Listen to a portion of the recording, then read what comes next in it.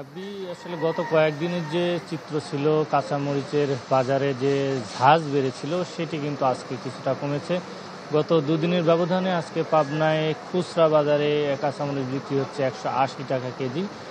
গতকাল এবং তার আগের দিনও যেখানে বিক্রি হয়েছে 200 থেকে 220 টাকা কেজি, এবং তারও এক সপ্তাহ আগে আমরা দেখেছি যে 300 টাকা পর্যন্ত কেজিতে বিক্রি হয়েছিল কাঁচামরিচ।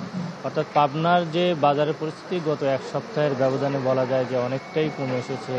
পাবনায় কাঁচামরিচের দামের যে বিষয়টি ছিল, আসলে কাঁচামরিচ নিয়ে মানুষের মাঝে যে দাম নিয়ে যে হতাশা ছিল এবং ক্ষোভ ছিল সেটি কিছুটা প্রশমিত হয়েছে বলা যায়। আজকে সকাল থেকে আমরা পাইকারি এবং খুচরা দুইভাবেই আমরা ব্যবসায়ীদের সঙ্গে এবং বাজারে খোঁজ খবর নিয়েছি, তাদের সঙ্গে কথা বলেছি।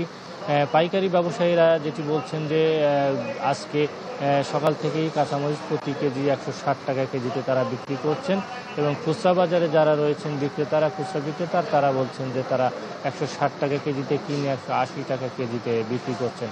এবং গত কয়েকদিন আগে যে দাম বেড়েছিল তার অন্যতম কারণ হিসাবে ব্যবসায়ীরা বলছেন যে ভারতীয় যে কাঁচামরিচ সেটি কিন্তু গত দুদিন, অর্থাৎ গত সপ্তাহের শুক্র এবং শনিবার, এই 2 দিন কিন্তু আমদানি ছিল না, যে কারণে কাঁচামরিচের দাম হঠাৎ করেই 300 টাকা কেজিতে উঠেছিল। বর্তমানে দেশের বিভিন্ন এলাকা থেকে এবং বিশেষ করে ভারতীয় যে কাঁচামরিচ সেটি আসার কারণে দাম কিছুটা কমেছে।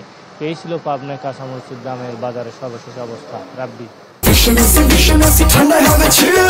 Vision is come on, I can do.